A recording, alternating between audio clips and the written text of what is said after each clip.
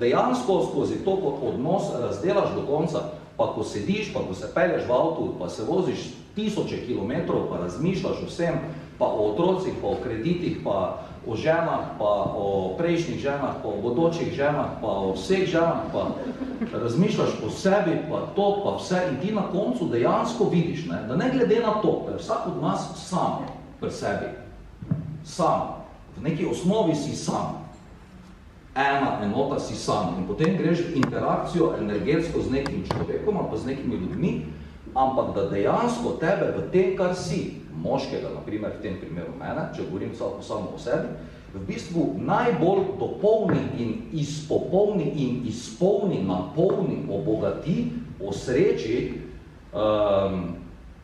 tesno sodelovanje z žensko dušo. Ko se dve duši spleteta v eno gmoto za nekaj časa, pa to ne pomeni, da sta tudi telesi zahaklani. Meni osebno, ne, je trenutek tega, ko se dve duši srečata na polno. Nekaj najlepšega, kaj se lahko zgodi. Ta trenutek srečata. No in to pomeni... To je trenutek, ko ženska naredi moškega. Jaz mislim, da ja. Jaz mislim, da ja. Moški to začuti. Da je smisel našega bivanja, ne, ni samo to, da sem jaz sam, ne, ampak to, da se z nekom lahko zliješ v eno za nekaj časa, to začutiš tako, da vidiš, da je to tisto, kar je pravzaprav najlepše, tisto, kar lahko dolgo sabo nosiš, čeprav ni nikjer dokumentirano, ni fotografije, ni stavka, ni pisma, ni nič, ampak je not nekak. To je energija, to je ljubezen. Ne, zdaj ne vem, če žensko naredi tudi moški. Ja, jaz ne vem. Moški žensko malo drugače naredi, ne? Ker se mi tudi zdi, da tako si povedal, ne, ko si pač, ko vklopiš humor oziroma pogledaš stvari od dalje, se pravi ne od blizu, ampak od daleč, jih vidiš drugače in si mogoče lažje malo bolj ti, kot če si čisto blizu in si soočen in... Jaz sem imel v življenju, v mojem življenju je prišel en trenutek, ko sem se resno mogel vprašati, kaj bom zdaj jaz? Šel po tej poti naprej, službo za nedoločen čas, z roko naslonjeno na šank in z neskončnim godrnjanjem in negodovanjem, da jaz ne morem delati, zato ker so vsi drugi v kurcu. Ali je to? In jaz tako živim in poskušam doma biti prijazen s familijo, pa to, čeprav je vse napeto, ali da rečem, glej, ni nujno, da je tak, ne? Ni nujno, da je tak. Samo kaj je na oni strani in kaj je potrebno, da človek tja odrine. In mene je tja porinila ženska. Mi je pomagala stopiti tja. Ženska energija, ženska ljubezen, sorodna duša, ki te podpre in ki reče, ni to vredi, to bo treba nekaj. Mi smo, glej, idi, če misliš, da je to, da to tako more biti, ja, ne, in takrat, ko začutiš, da ti nekdo reče, do it, ne, takrat greš, ne. Ampak ni vseeno, kdo ti to reče, ne. Ni vseeno, kdo ti to reče, ne, koliko jaz se razumem, je pač njena energija bila zelo bistvena takrat za ta pogum, ker človek mora imeti pogum, da sledi svojemu srcu, ne? Ženska energija je komunikacija. Ženska energija veliko hitreje začne komunicirati kot moška in komunicira na popolnoma drugačen način kot moška. Moški ne gre najprej iskati prijatelja. Moški najprej pogleda, kaj bi lahko bilo narobe, tukaj pa, da ne bi bilo kaj narobe. Moški je previden, on je navajen biti v džungli, da takoj nekaj lahko pade gor in pač pa to škatla. Ženska pa je tako bolj po internetu, ona je bolj odprta, ona je pač instalacija in radovedna, zanimajo, previdna, ni je strah, ampak hkrati pa je ta radovednost, ta draž tega, da si malo radoveden, pa da bi se nekaj zgodilo, je toliko močna, da lahko tudi preko previdnosti pelje kdaj. In ženska se odpre v komunikacijo. Komunikacija sama po sebi je beseda ženskega spola.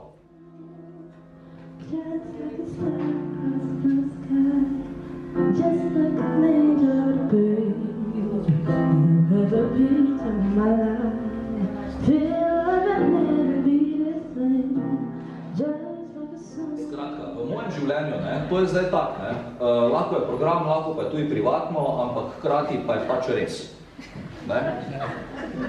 Ker je tudi resnica, lahko postane program. V mojem življenju zato, da jaz stojim na odru in da, na primer, delam posel, v katerem, kot si prej omenila, je pomembna intuicija, prepustiti se, bolj pomembna pravzaprav kot racijo, ker jaz sem v svoji osnovi do trenutka, ko sem nekako odrastel, bil zelo racionalen tip. Za mene je obstajalo samo ja ali pa ne. Reševali so se problemi hitro, ni bilo sivine, ni bilo Maurice, zelo enostavno. Leva pa desna škatla. Škatle so bile, 2 škatli, samo da ni gužve s temi škatlami. In potem sem pa v nekem trenutku, ne vem, če me to zanimivo, se znašel pri nekem človeku, veš, ko pravijo, to je neki čarovnik. Ko te peljajo k nekemu človeku, za katerega rečejo, ali je to zdaj šaman, ali je čarovnik, ali je napizdator, ali je nekaj, plačati ko moreš in on tebi nekaj pove. Veš, ne? In jaz sem rekel, pa ni šanse, da jaz tu nekom hodil, ki ga niti ne poznam, da bo od meni nekaj govoril iz mojega rojstnega datuma, pa kaj si nor ti, pa ne vem kaj pa to. Veš, tako moški rečejo, in te vedno ženska spet korine, pa idi, pa gled, pa jaz sem bila, pa se je bilo, pa ono, pa se ne bo nič, pa se te bom jaz vuni čakala, pa jaz te povabim za rojstni dan in fijo, jaz sedim pred ovim tipom, stari tam jaz sedim pred tipom, hvala za Jačo, veš, to je inspiracija, počela videti. In zdaj, stojim pred tipom in to je bilo zares, na hitro bom opisal, da lahko gremo dalje. Pravi čarovnik, nobenega zoba ni imel, vse je bilo gnilo, oranžne lase, tako toti aperol pa pomaranča, mali je bil 50 kil, okoli so nekaj govorili, da ima tudi neko smrtno nevarno bolezen, fejst nalezljivo, ki jo dobiš. Veš, ono, piješ notri in tam sediš roke nazaj na kavč in ono, kako se počutiš, pa je to dobro, vredi, samo ti povej, pa gremo in vse in to. In je on začel govoriti. Prvič smo se videla v življenju. On ni vedel, kdo sem jaz nisem vedel, kdo je, on niti podraznik. In on je govoril zelo zanimive stvari. Zelo zanimive, večine niti tu zdaj ne rabim povedati. Najbolj bistveno od vseh pa je rekel, ti si racionalni tip, ti imaš racijo proti intuiciji 51 proti 49, za tebe bi bilo super, če bi imel intuicijo proti raciju 51 proti 49. Se pravi, razlika je samo 2%, ni treba dosti narediti, blizu si že, In jaz grem domov in razmišljam in vidim dejansko, da odločitve, ki jih v življenju sprejemam, tudi takrat, naprimer, takrat, če nisem delal improviziranega programa na odru, zato ker improvizacija sama po sebi je intuicija, ni racijo, racijo je scenarij, držiš se ga, In sem videl, da mi uhaja ta kreativa odrska proti temu, da jaz ne bi čisto točno rad vedel, kaj se dogaja, ampak da bi rad bival v nekem trenutku in hkrati poskušal uloviti pač energijo, prostora, svojo zgodbe, trenutka in vse. In sem se začel usmerjati proti temu, se pravi, nagibati se proti intuiciji, verjeti temu, da to, kar čutiš, kar se ti zdi, ne kar veš, ampak kar čutiš, ker pravijo, da je ego tisto, kar veš, oziroma kar ne veš, da pa je duša tisto, kar čutiš. Zato, ker to, kar čutiš, ne veš, ker ti ne veš, da kaj čutiš, samo čutiš. Čutiš, da je nekaj ali pa da ni nič, ti to čutiš. Zdaj si pa lahko govoriš, kaj češ. In jaz sem se dal na ono stran in sem se prepuščal tem trenutkom in v mojem življenju so pravzaprav bile izjemno pomembne osebe ženske. Prva je bila mama, druga je bila, so bile vse razredničarke v osnovni šoli, prej še v vrtcu, vse vzgojiteljice, vsake se spomnim, vsaka mi je nekaj dala. od vsake sem lahko dobil neko komunikacijo, ki se je spomnim. Razredničarke v osnovni šoli, obe učiteljici za kitaro, ona za solfeggio, ki smo imeli, potem razredničarka v srednji šoli, ki je bila izjemno pomembna, zaradi tega, ker je takrat ono obdobje, ko rečeš, ne bodo to šolo, pusti vse skupaj, ne vem kaj vse pa to, in takrat te ženska mora zastaviti, takrat te moški ne more, ker moški bi te samo resetiral in ker ne ve čisto točno, ampak ženska si to vzame čas in je uspelo. Plus moja prva mentorica iz gledališča, Ptujskega in tako naprej, ne, da o pač ljubeznih, ki so šle sproti, ne govorimo. Ampak te ženske so bile v bistvu tiste, ki so zadeve premikale v svetu in to ženske tudi počnejo, intuitivno in z ljubeznijo. Ko ti začutiš naklonjenost, ljubezni in potrpljenje, takrat se vzpostavi neke vrste zaupanja, ljudje to potrebujemo v odnosih, in to zaupanje ti lahko da krila, da narediš neke korake nekam, če tudi nisi prej prestrašen, ampak če pa imaš malo tega, malo ljubezni, če imaš poleg vsega, pa ni slabo. Ne? In ženske veliko tega nosijo v sebi, zelo veliko tega lahko tudi pokažejo. In da se vrnemo na začetek, na konec vprašanja, tam ko je bilo, ne? V ta svet te intuicije, ne? To je ženski svet, ne? V katerega te ženska lahko privabi, v katerem te lahko drži, to je ženska energija. Kako si pripeljal v bistvu spet zadevo na začetek? Prvo škatlo. Prvo škatlo, tako. Mislim, res mene je ta stavek fasciniral, pa tudi vse, kar si zdaj povedal, ampak kar me pa tudi fascinira, pa je to, koliko ženske v bistvu ne zaupamo temu v sebi. Ne? To je zanimivo, recimo, ne? Da kljub temu, da nekdo tako lepo pove, ali pa če je res moški sposoben doma povedati, kolikokrat ti mora v bistvu povedati, da ti res v enem trenutku začneš počasi to čutiti, verjeti, zaupati. Ne? In to, ko praviš, ne, da ženske pač prenašajo to energijo, jaz pravim, da ženske zdravijo za to zelo pristno notranjo žensko energijo, ki jo nosimo v sebi, to jaz pravim temu, da je tu izvor brezpogojne ljubezni. Verjamem v to, da ženska nauči moškega v bistvu te brezpogojne ljubezni in tega ljubljenja, če je v stiku sama s sabo. Ne? In zdaj pa problem je v tem, ki ga jaz vidim, da ženske sodobne nismo v stiku same s sabo, ne? Same seboj. Zdi se mi, da je to predvsem zaradi tega, ker praktično že deklice vzgajamo na način, da jim sporočamo, da niso dovolj dobre takšne, kot so.